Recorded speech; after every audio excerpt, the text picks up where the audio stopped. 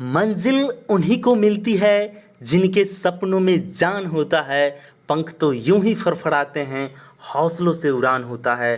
तो आपका अपना channel quiz of the day with AJ में आप सभी का स्वागत है।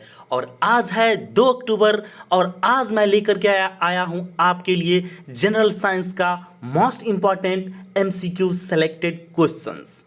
और इस वीडियो को आप पूरा देख लो और आप किसी भी एग्जाम में बैठो, कम से कम 1 मार्क्स तो पक्का है जिसमें जनरल साइंस का क्वेश्चन आता है। और ये हमारा वीडियो टेक्निकल और नॉन टेक्निकल दोनों कैंडिडेट के लिए है। अब हमारे कुछ दोस्त ये कंफ्यूज हो जाएंगे कि टेक्निकल और नॉन टेक्निकल क्या होता है। तो टेक्निकल वो होता है जो कैंडिडेट कुछ टेक्निकल कोर्स किए हुए हैं, लाइक डिप्लोमा या आईटीआई। डिप्लोमा वो अब डिप्लोमा किसी भी ब्रांच से किए हो, अगर जब वो एग्ज़ाम देंगे जिसमें जनरल साइंस का क्वेश्चन आएगा तो उसमें हमारा ये वीडियो आपको काफ़ी फायदेमंद नज़र आएगा और आपको यहाँ से क्वेश्चन डेफिनेटली फंसेगा। तो और हाँ, ये क्वेश्चन फ्रेशर्स के लिए भी है और एक्सपीरियंस वालों के लिए भी है, क्योंकि चाहे वो फ्रेशर्स हो या एक्सपीरियंस हो, जब वो एग्ज़ाम देते हैं वहाँ पे जनरल साइंस का क्वेश्चन आता है तो ये दोनों के लिए फ़ायदेमंद है। तो बिना समय गंवाए हुए बढ़ते हैं अपने पहले क्वेश्चन की तरफ।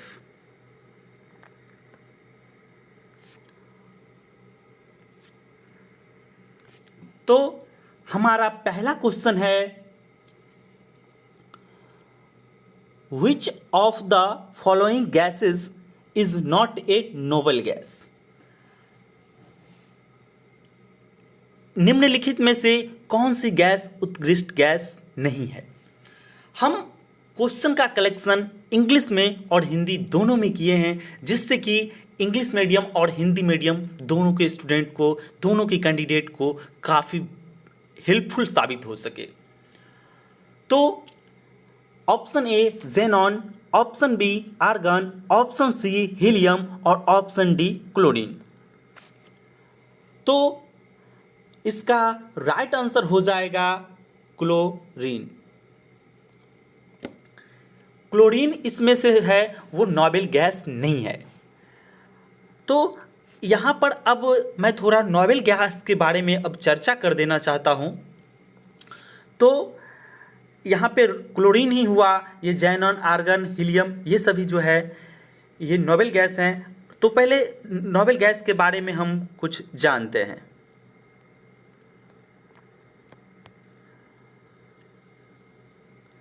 मैं आपको बता देना चाहूँगा कि ग्रुप 18, यहाँ आप देख रहे हैं ग्रुप 18 का ये जितने भी एलिमेंट हैं, इस सारे एलिमेंट को नोबेल गैस कहा जाता है। ठीक है, तो यहाँ आप देख रहे हैं helium, neon, argon, krypton, जेनन, radon और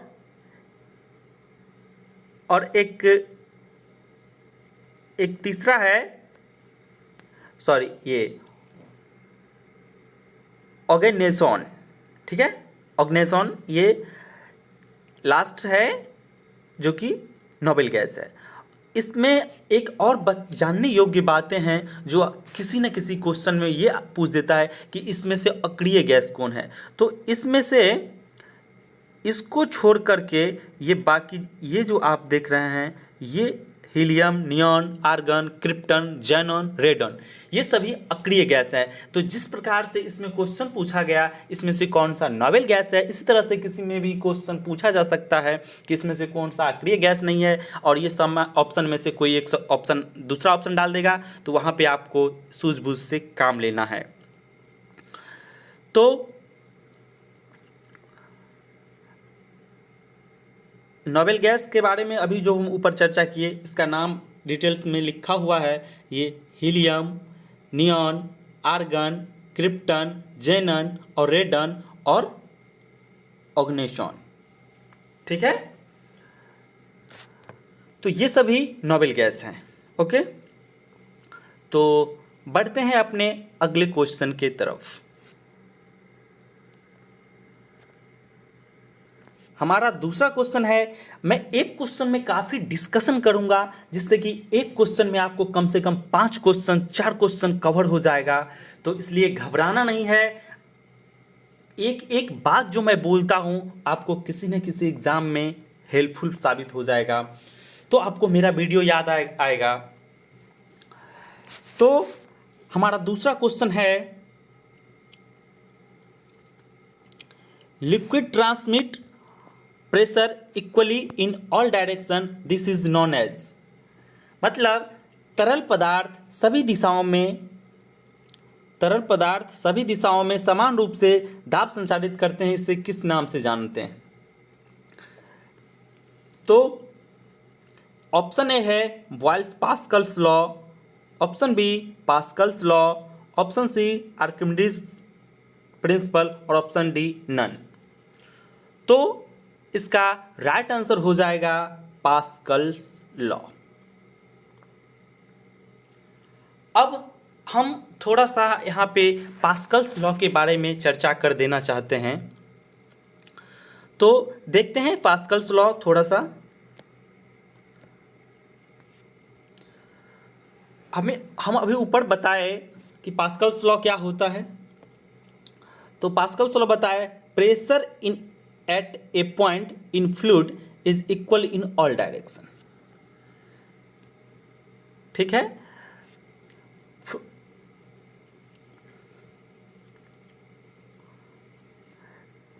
फ्लूइड में हर एक पॉइंट पे जो होता है प्रेशर वो इक्वली लगता है हर एक पॉइंट पे, और यही है पास्कल्स लॉ।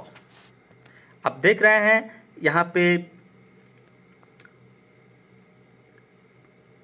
प्रेशर सब सारे पॉइंट पे इक्वल लग रहा है। तो उम्मीद करते हैं ये पास्कल्स लॉ आपके सबकॉन्शियस माइंड में बैठ गया होगा। ठीक है, तो बढ़ते हैं अपने अगले क्वेश्चन की तरफ। हमारा तीसरा क्वेश्चन है, water is a good solvent of ionic salt because, और ये काफ़ी लाजवाब क्वेश्चन है। ये क्वेश्चन मैं HPCL के एग्ज़ाम में देखा था। तो option A, it has high boiling point, मतलब इसका बॉइलिंग पॉइंट अधिक होता है। Option B, it has high dipole movement, इसका द्विध्रुव आघूर्ण अधिक होता है। Option C, it has high specific heat, इसका ऊष्माधारिता अधिक होती है। और इसका कोई रंग नहीं होता है।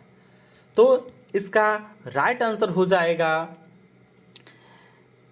It has a high dipole movement, इसका द्विध्रुव आघूर्ण जो होता है, डायपोल मूवमेंट जो होता है वो हाईएस्ट होता है, इसीलिए जल आयनिक लवण में अच्छा विलायक है।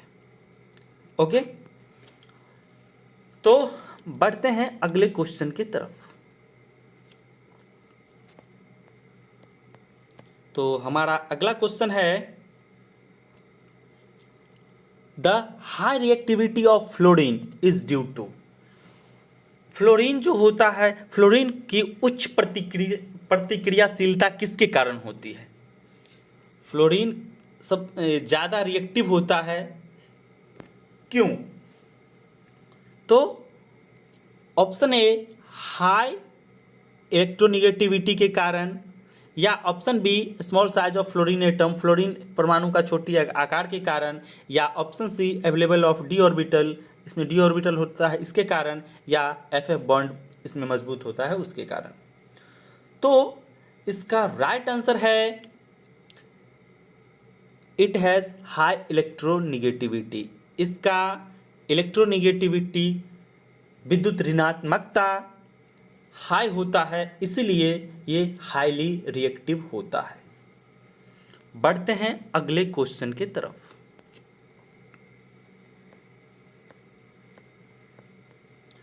तो हमारा अगला क्वेश्चन है, the number of electron present in H+, में इलेक्ट्रॉन की संख्या कितनी होती है? तो H+ इस तरह से है। तो आप जानते हैं कि प्लस चार्ज कब आता है? जब इलेक्ट्रॉन निकल जाता है इसमें से, ठीक है। तो इसका डिटेल्स देखते हैं नीचे, वहाँ से अच्छे से समझ में आएगा।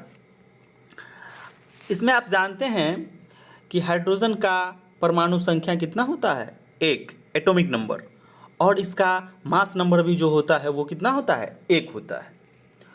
तो इसमें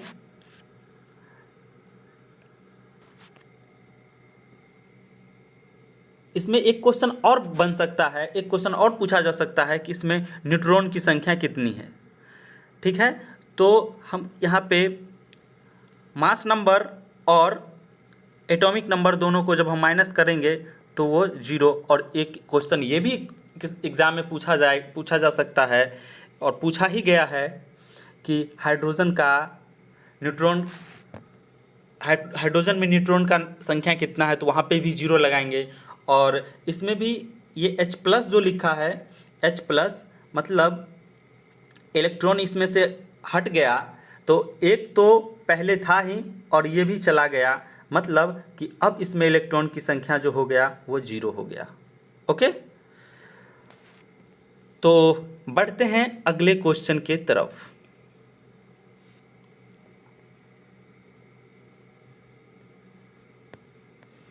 हमारा अगला क्वेश्चन है the hydronium ion is. Hydronium ion इसमें से कौन सा है, ठीक है। तो और आपको ये बता देना चाहूँगा कि ये गुजरात रिफाइनरी के एग्ज़ाम में पूछ चुका है। ओके, गुजरात रिफाइनरी, ठीक है। तो इसका राइट आंसर क्या हो जाएगा? H3। इसका राइट आंसर हो जाएगा H3O+। H3O+, ये जो है वो हाइड्रोनियम आयन है, ठीक है। हाइड्रोनियम आयन क्या है? H3O+। ओके, तो बढ़ते हैं अगले क्वेश्चन की तरफ।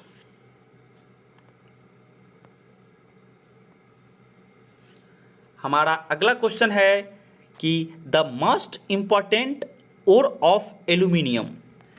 एल्यूमिनियम का सबसे महत्वपूर्ण अयस्क इसमें से कौन सा है?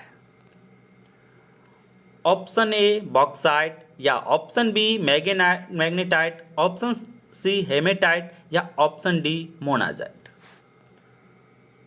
तो इसका राइट आंसर है बॉक्साइट। इसका राइट आंसर क्या है? बॉक्साइट।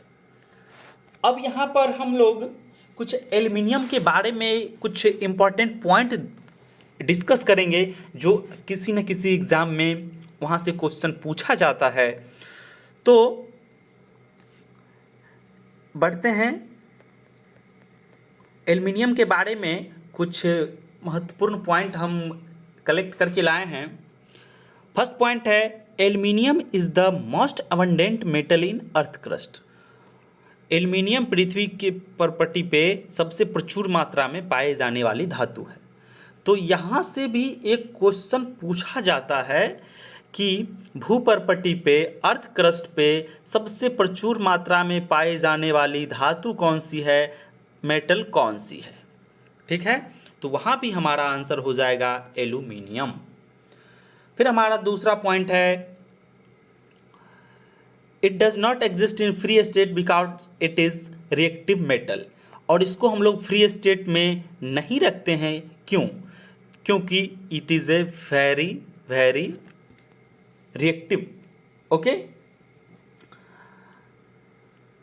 और तीसरा पॉइंट है, the ore of aluminium are bauxite, cryolite and corundum.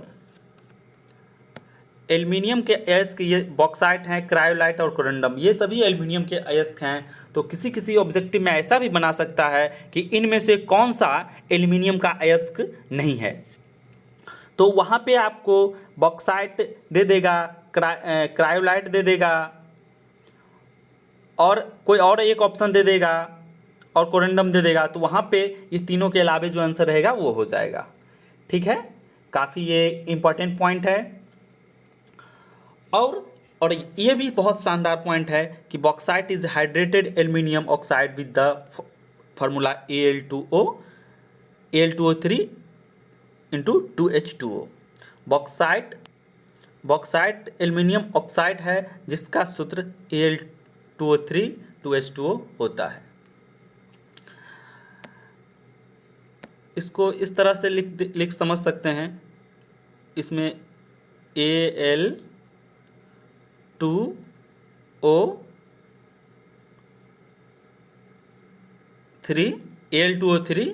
Into 2H2O, ये किसका फार्मूला है? तो ये है बॉक्साइट का फार्मूला। और ये भी क्वेश्चन किसी न किसी एग्जाम में पूछता है। तो आप देख चुके हैं कि एक एल्युमिनियम, एक क्वेश्चन में यहाँ पे हमने 4-5 क्वेश्चन क्रिएट किया, 4-5 क्वेश्चन का कलेक्शन लाया। तो ये आपके आने वाले एग्ज़ाम में काफ़ी हेल्पफुल होने वाला है। तो अब बढ़ते हैं अगले क्वेश्चन के तरफ। हमारा अगला क्वेश्चन है, What will be happen to the gravitational attraction between two masses if distance between them is doubled? मतलब कि यदि दो द्रव्यमानों के बीच की दूरी को दोगुनी कर दी जाए तो उनके बीच गुरुत्वाकर्षण बल पे क्या प्रभाव पड़ेगा। ठीक है, तो ऑप्शन ए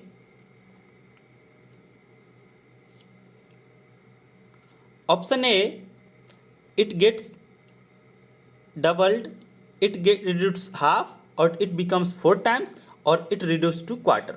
मतलब 2 गुना हो जाएगा, या आधा हो जाएगा, या 4 गुना हो जाएगा, या 1/4 हो जाएगा। 1/4 कहने का मतलब 1/4। ओके, तो इसका राइट आंसर है इट रिड्यूस टू क्वार्टर, 1/4 हो जाएगा। अब कैसे हो जाएगा, तो इसका भी मैं थोड़ा डिस्कशन लेकर के आया हूँ जो कि आपको काफ़ी हेल्पफुल होगा। तो देखते हैं कैसे 1/4 हो जाएगा। तो इसके लिए आप लोग पढ़े होंगे न्यूटन्स लॉ ऑफ ग्रेविटेशन, जिसका कि ये फार्मूला होता है, जिसमें ये r जो होता है r², वही जो होता है क्या होता है, दूरी होता है। वही क्या होता है, दूरी होता है। तो क्वेश्चन में कह रहा है कि जब दूरी को 2 गुना कर दिया जाएगा, ठीक है, दूरी को 2 गुना कर दिया जाएगा, मतलब इस r को 2 कर देंगे 2r, तो 2 दूनी 4 हो जाएगा। तो टोटल क्या हो जाएगा, टोटल ये 4 हो जाएगा, मतलब f/4। ऐसे 4f था और ये हो गया f/4, मतलब ये 1/4 हो गया। ठीक है, तो ये रहा आपका कंसेप्ट।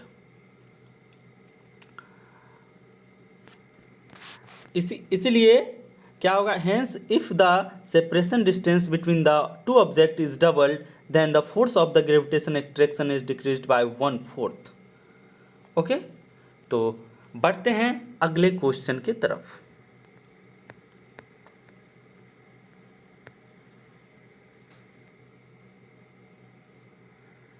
अगला क्वेश्चन है हमारा कि the instrument is used for detecting electric current. Electric current को डिटेक्ट करने के लिए, विद्युत धारा का पता लगाने के लिए, the instrument which is used for the detecting electric current, विद्युत धारा का पता लगाने के लिए कौन सा उपकरण का उपयोग किया जाता है।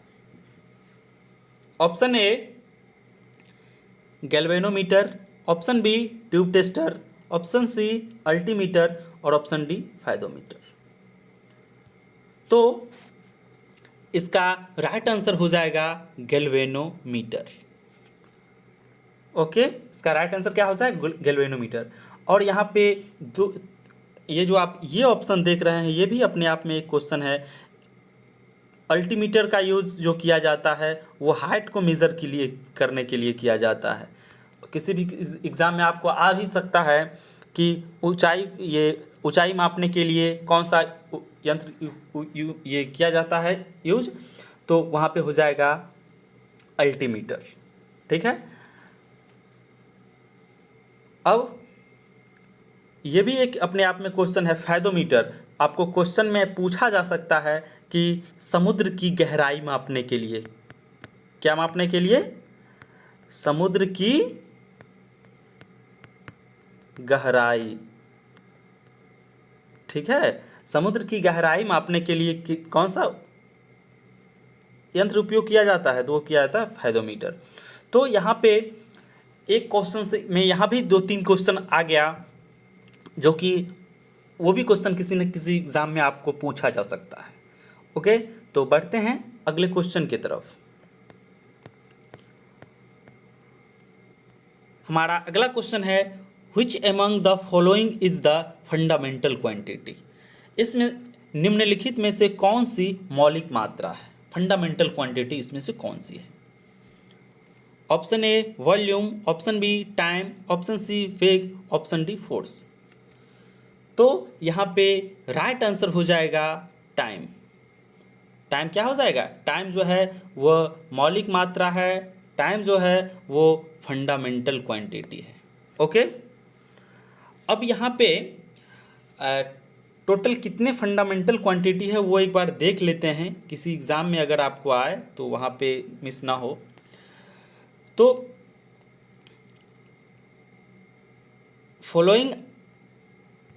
Following are the 7 fundamental quantity. एक लेंथ,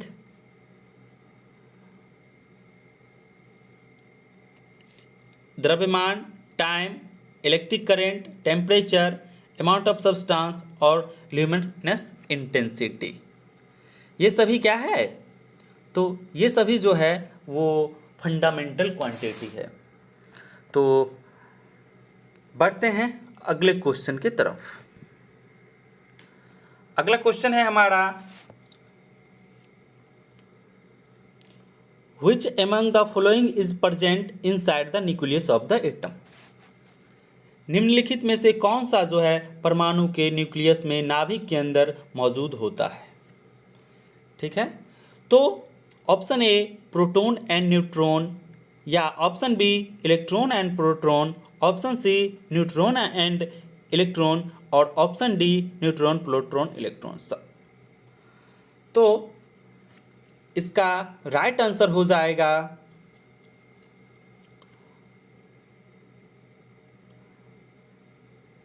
इसका राइट आंसर कौन सा हो जाएगा?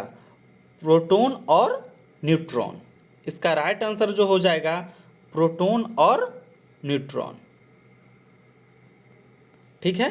प्रोटॉन और न्यूट्रॉन जो होता है वह नाभिक के अंदर होता है, और इलेक्ट्रॉन जो है नाभिक के चारों तरफ चक्कर लगाता है। ठीक है।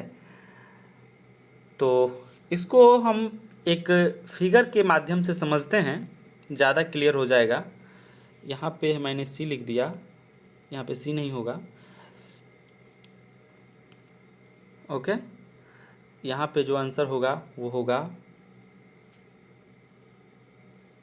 ए। ठीक है। यहाँ पे जो आंसर होगा वो होगा ये, प्रोटॉन और न्यूट्रॉन। टाइपिंग मिस्टेक हो गया यहाँ पे। और इसको हम एक पिक्चर के माध्यम से समझते हैं। हाँ, उसको समझने से पहले ये भी काफ़ी इंपॉर्टेंट क्वेश्चन है, इलेक्ट्रॉन, प्रोटॉन और न्यूट्रॉन का तीनों का खोज कौन किया? ये भी एक क्वेश्चन है और किसी न किसी एग्ज़ाम में आए दिन पूछते रहता है। तो वहाँ पे ये जो लिखा हुआ एक ये ट्रिक है, आपको याद रखना है 3 वर्ड, पोगो, न्यूज़ और इजी। इजी जो एग्जाम्पल होता है उसको याद रखना है, पोगो, न्यूज़, इजी। ठीक है। तो प्रोटॉन का खोज गोल्डस्टीन ने किया, न्यूट्रॉन का खोज जेम्स चैडविक ने किया, और इलेक्ट्रॉन का खोज जे थॉमसन ने किया। ठीक है। ये भी क्वेश्चन आए दिन किसी न किसी एग्जाम में पूछता रहता है। जैसे इसमें न्यूज लिखा है, तो न्यू यहाँ से जॉ उठा लिया, मतलब न्यूज। आपके दिमाग न्यू, जैसे न्यूट्रॉन आए ट्रिक रहेगा याद, न्यूज तो न्यूट्रॉन मीन्स इसमें जेम्स चैडविक फर्स्ट लेटर है इसमें, ठीक है। और जय इलेक्ट्रॉन में जय, यह है जे थॉमसन, ओके। तो इसका और एक और फिगर एक देख लेते हैं कि किसी भी परमाणु में आप देख रहे हैं कि ये सब जो है वो इलेक्ट्रॉन है, ये और ये जो है नाभिक है, न्यूक्लियस है। इसके अंदर ये देख रहे हैं कि ये न्यूट्रॉन है और ये प्रोटॉन है। मतलब कि किसी भी परमाणु में प्रोटॉन और न्यूट्रॉन ये नाभिक के अंदर होता है और इलेक्ट्रॉन जो होता है वो बाहर में चक्कर लगाते रहता है, ठीक है। तो बढ़ते हैं फिर अगले क्वेश्चन की तरफ। हमारा अगला क्वेश्चन है, हु डिस्कवर्ड एक्सरे? एक्सरे की खोज किसने की? Option A William Roentgen, option B William Lee, option C एक्स लॉल्सविक और ऑप्शन डी आई थॉमसन। तो इसका राइट आंसर हो जाएगा विलियम रोंटगेन, जो कि एक्सरे की खोज किए, ठीक है। बढ़ते हैं अगले क्वेश्चन की तरफ। अगला क्वेश्चन है हमारा कि dash is the major component of natural gas? प्राकृतिक गैस का मुख्य घटक क्या है? Option A acetone, option B methane, option C chlorine और ऑप्शन डी हेक्सेन। तो इसका राइट आंसर आपको पता ही है, इसका राइट आंसर है मीथेन, जिसका कि फार्मूला CH4 होता है, ठीक है। अगला क्वेश्चन है